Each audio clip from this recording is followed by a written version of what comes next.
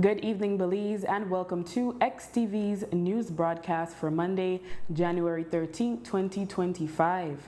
Making the headlines tonight, new highway interdiction team comprises 14 officers for 3 zones.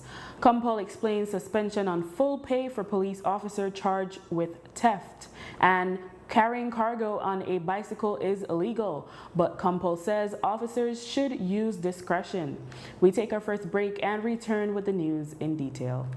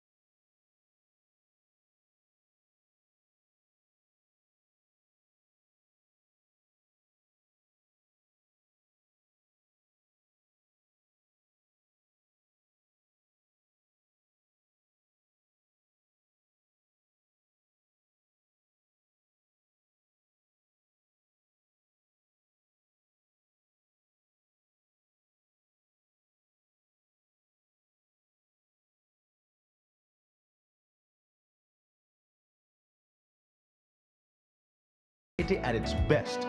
Equal Opportunities Bill. Belize, we're ready. Welcome back with your news. I am Drea Espinosa. The Belize Police Department's Highway Interdiction Team, HIT, was launched this morning with 14 officers during a ceremony at the National Police Training Academy in Belmopan. Initially, there will be 3 HITs, one each in the west, north, and south. The expectation is that a 4th hit will be launched by the end of 2025 to cover the distance between Belmopan and Belize City. Commissioner of Police Chester Williams says the hit forms a critical component of their policing strategy going forward. So you would know that our thoroughfare is used on a daily basis by not just local criminals, but also by transnational criminals. And then we also have the issue as it relates to the traffic fatalities on our highways. And so to have a team that is dedicated to ensuring the safety of our highways, not just only to guard against criminals, but also to ensure that the persons who use the highway on a daily basis, that they too comply with road safety regulations. And so to have a team out there focusing on persons who engage in drug trafficking, human smuggling, human trafficking, and firearms and ammunition trafficking, it's very important for us. If we can reduce a number of these illegal items coming to our country, it is going to help us tremendously. And likewise, if we can have them on the highway dealing with, to some extent, traffic regulations, enforcement, then it will also reduce the amount of accidents on our highways. So their presence in our midst is very important, and we hope that this is just a start. We intend to build on it and to make it more viable. It's very important for us at this time to ensure that we give them the tools to be able to carry out the functions that they have been tasked with, and the embassy is working with us to ensure that we get the requisite tools for them to be able to discharge their duties the way we expect them to. The Compo reiterated some of the crime the hit is expected to make a dent in. The issue of human smuggling, a very thriving industry, not just within Central America, but across Central America, the Caribbean, and even South America. We see people coming all the way from Peru, from Brazil, from Jamaica, from Haiti, from Cuba, and they see us as that vulnerable point along the way to get into Mexico and then to the US. These smugglers utilizes our highways to transport their persons or their clients from point A to point B. We must ensure that we have a system in place that is going to deter these traffickers or smugglers from utilizing our highways to perpetrate human smuggling or even human trafficking. You, the members of the new HIT team, have been carefully selected. I told Mr. Rosado, I give you the task of selecting the members. I have nothing to do with any of your selection. Mr. Rosado is.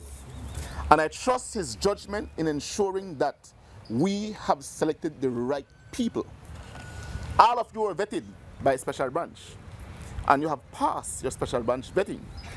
You still have another round of vetting to undergo through the US Embassy to ensure that you're fit for the unit.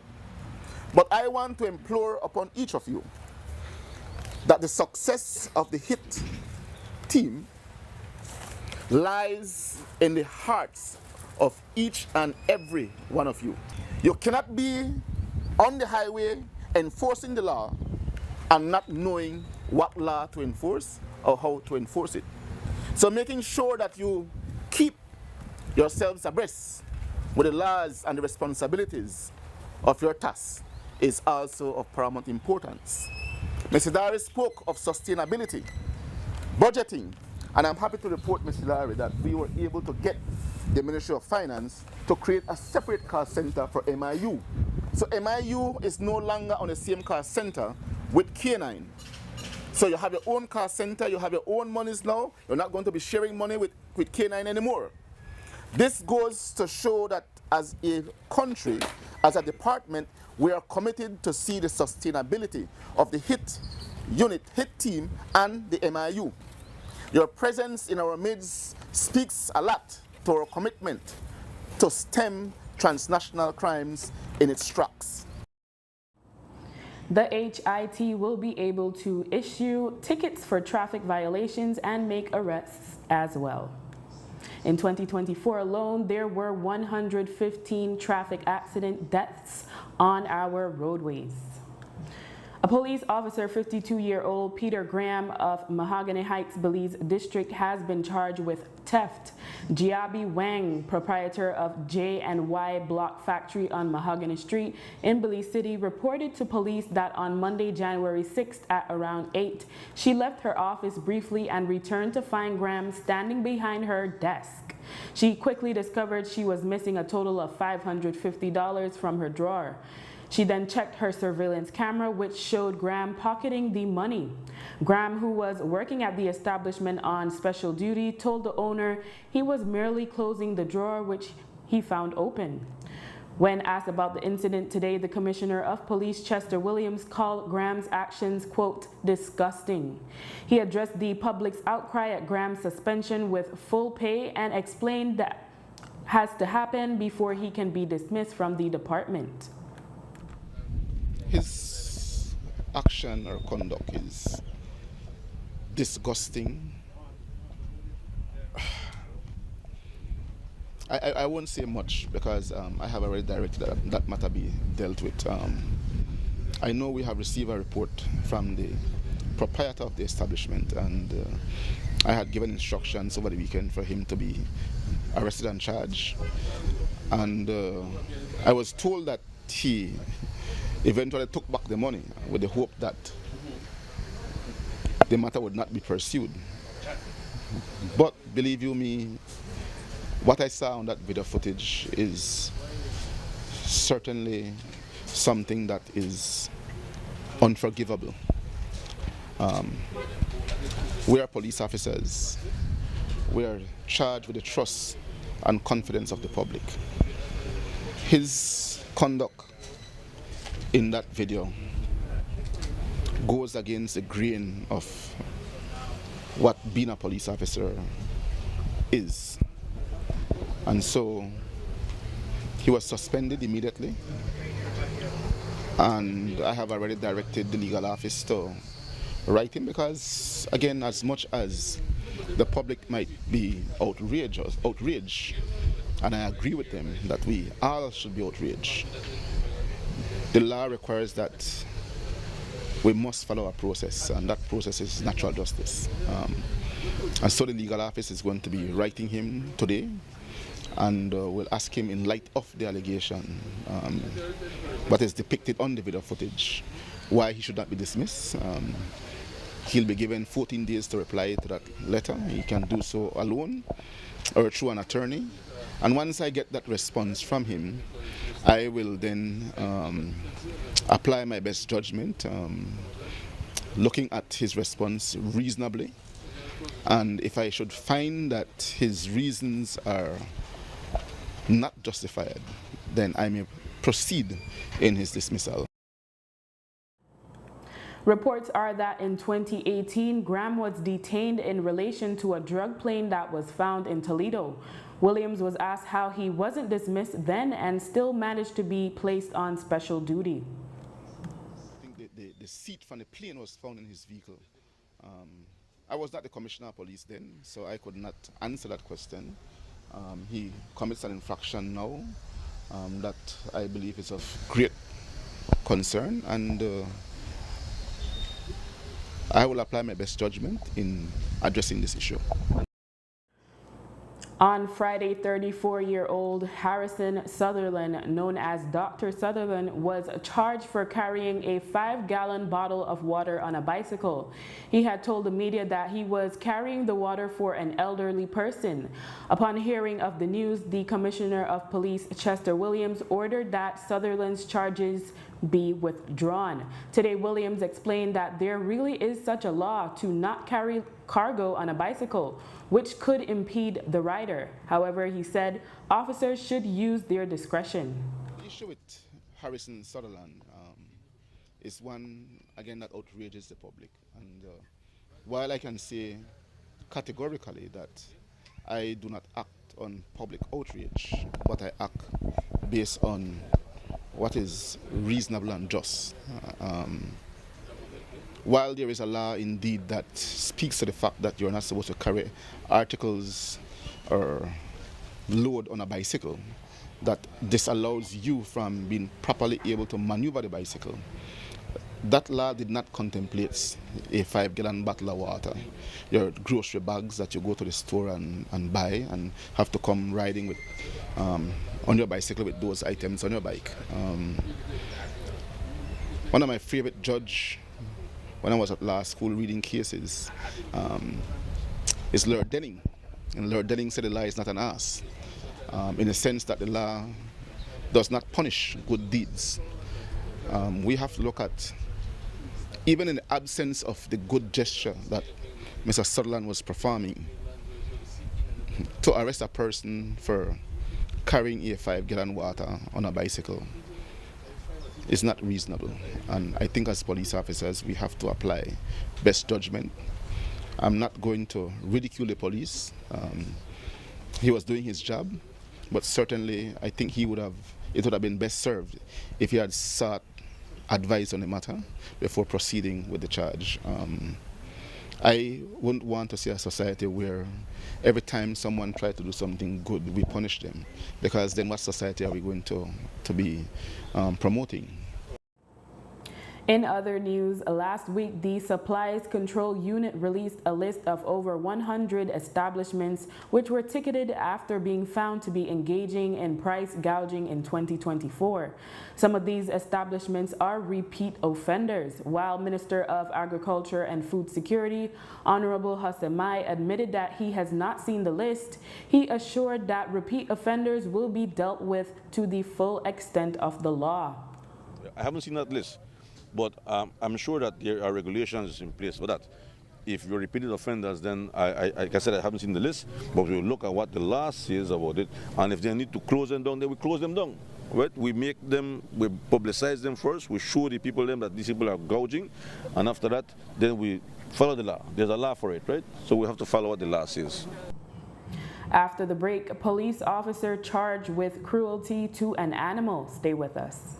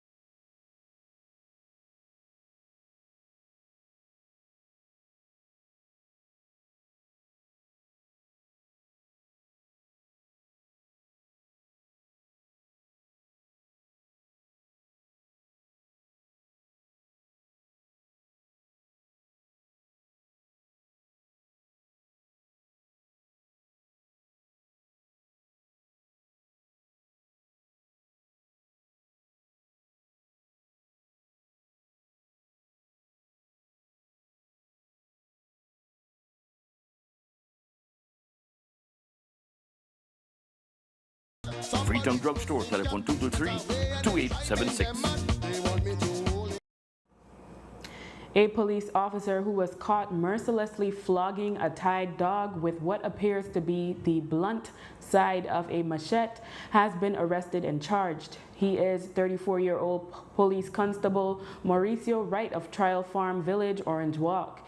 He has been charged for the offense of cruelty to an animal. Marissa Reyes, president of the Orange Walk Humane Society, said she is grateful for the arrest.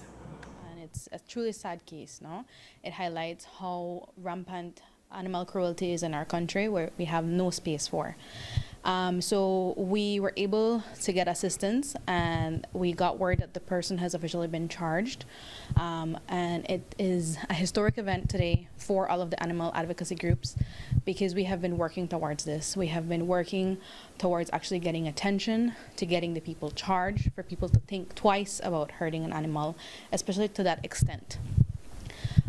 So we call on to police today to continue taking the videos, continue reporting. This is the only way we can cause more changes in our country, and we are glad that we finally have a case now to report and say animal cruelty has no space in Belize. There is a law that protects the animals. It's law section 326, cruelty to animals. So there is protection for the animals under the law, and we're glad that it's getting attention. So today we want to inform the public that yes, the animals are protected, and we hope that this is one of many if the people are to commit these crimes. However, we call to the public, get empathy.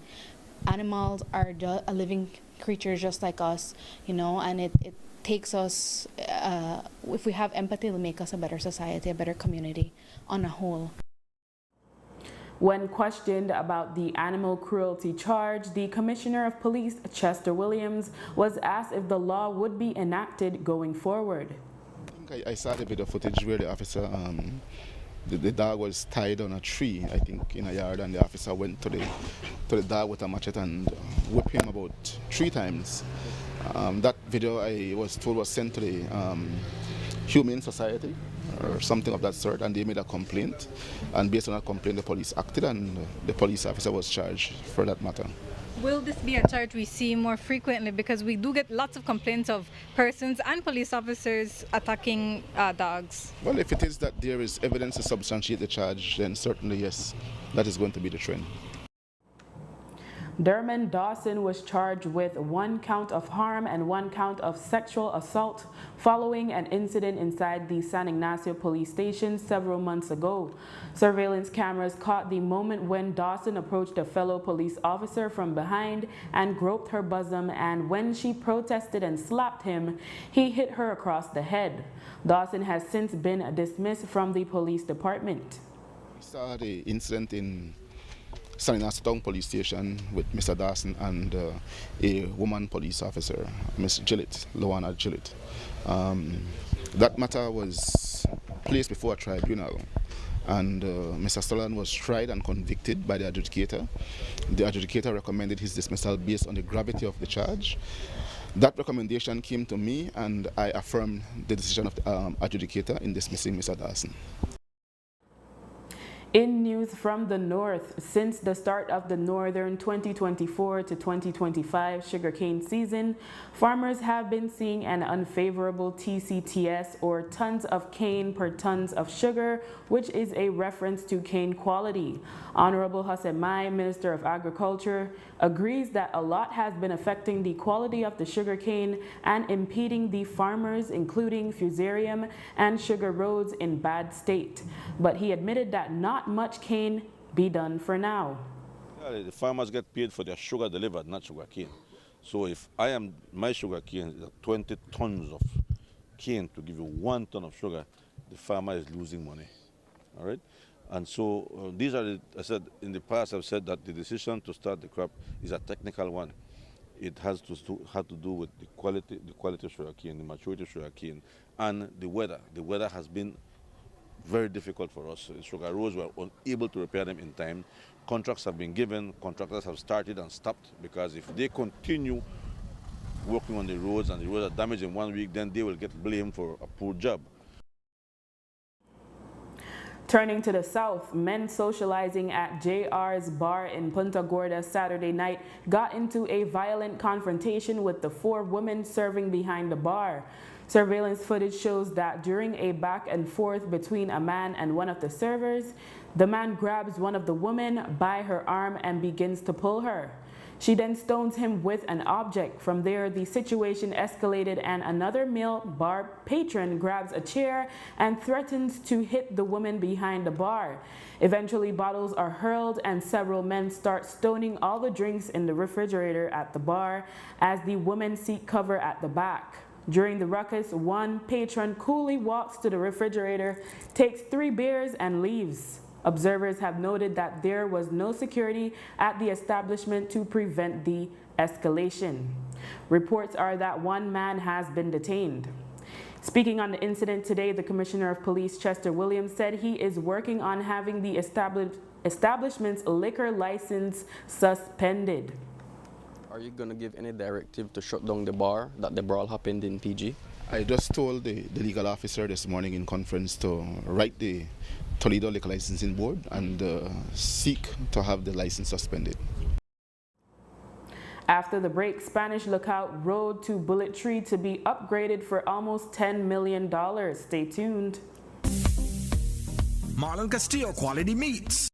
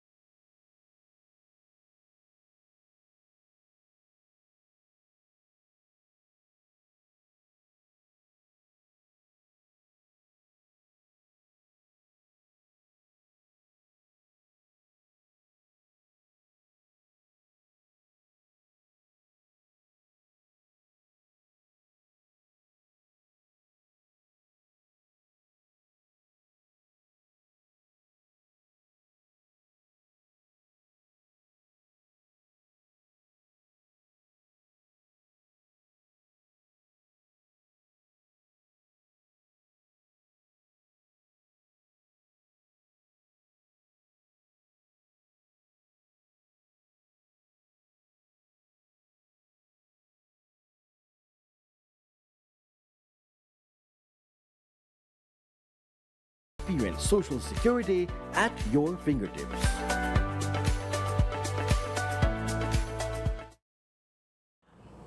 A groundbreaking ceremony was held on Friday for the upgrade of the road that goes from the Spanish Lookout community to Bullet Tree Village in the Cayo district. It extends for 9.56 miles or 15.4 kilometers. The contract for $9,954,787.19 was awarded to A&N Construction Limited.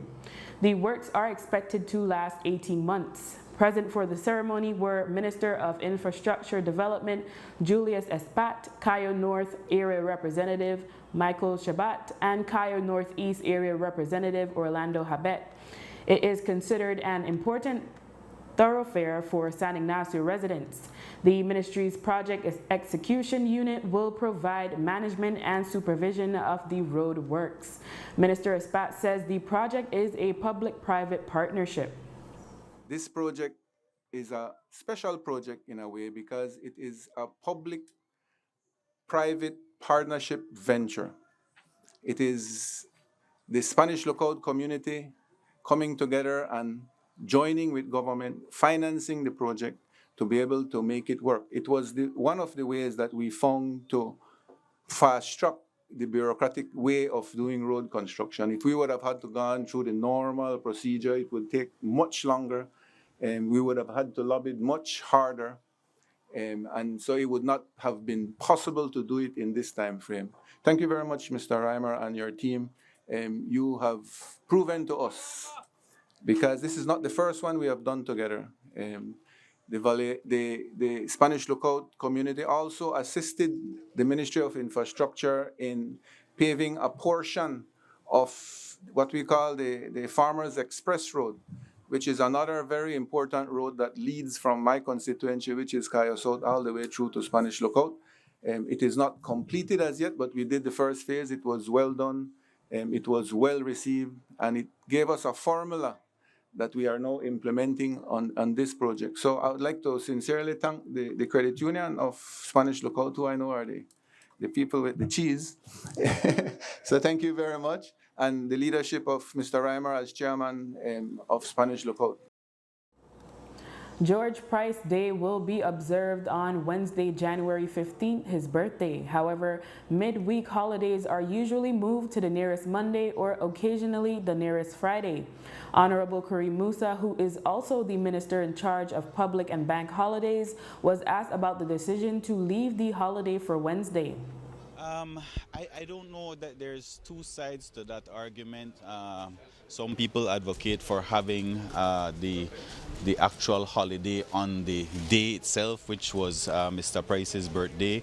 Usually when it falls on like a Tuesday or Thursday, it would be moved to a Monday or Friday. This one happened to fall smack dab in the middle of the week, and so we decided to leave it there.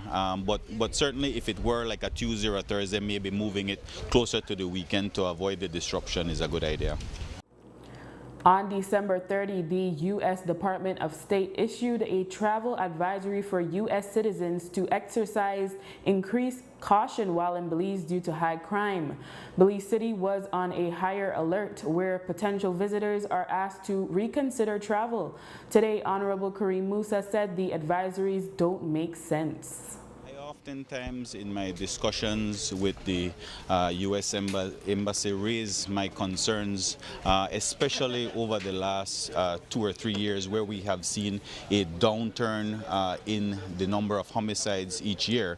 And I think we are actually beating 15 or so states in the homicide rate. So it could be argued that Belize should be issuing a travel advisory to those 15 states. But we are very close partners with the U.S. Embassy, and it is something that I flag each year that it certainly doesn't make sense, in my opinion, why it is that these travel advisories are issued when in fact there is that downturn. But no doubt, I think travelers on their own have seen the beauty and charm of Belize. They don't find it as a violent destination, and so we see that increase. I think by 60,000 overnight passengers in just 2024 we have increased. So remarkable numbers coming out of the Ministry of Tourism, and certainly it doesn't seem that that travel travel advisory is having any kind of negative effect. Did you bring it up with the ambassador last week? Not last week, but before that, yes. I believe a few months before that it had been issued, and I had raised it then. Increased fees for entry into archaeological reserves came into effect on January 1st. Since then, a tour guide has complained about the poor maintenance of some of the sites. It's an old problem, as tour guides have often pointed out the lack of guardrails as well as well-defined trails at different archaeological reserves. In the case of Shenantonich, the guide says it is past time for there to be a pedestrian skywalk or a permanent high bridge for access to the site, rather than via the ferry crossing that becomes inaccessible when the Mopan River floods. Commenting on the Facebook post, another guide shared that a large pothole in front of the restroom area has been at Shenantonich since 2023. Others, however, point out that the collection of increased fees just started, and the Institute of Archaeology should be given time to invest the additional revenue into repairs. And the Central Bank of Belize intends to reveal the new banknotes featuring the images of national heroes George Price and Philip Golson on January 23rd. However, the notes will not enter circulation until the third quarter of this year. The new notes will have enhanced security features. And with that, we have come to the end of our newscast. The repeat can be viewed on the station later tonight at 9 and again tomorrow at midday. Join us again tomorrow for another news broadcast. I am Drea Espinosa. Have a safe and enjoyable evening.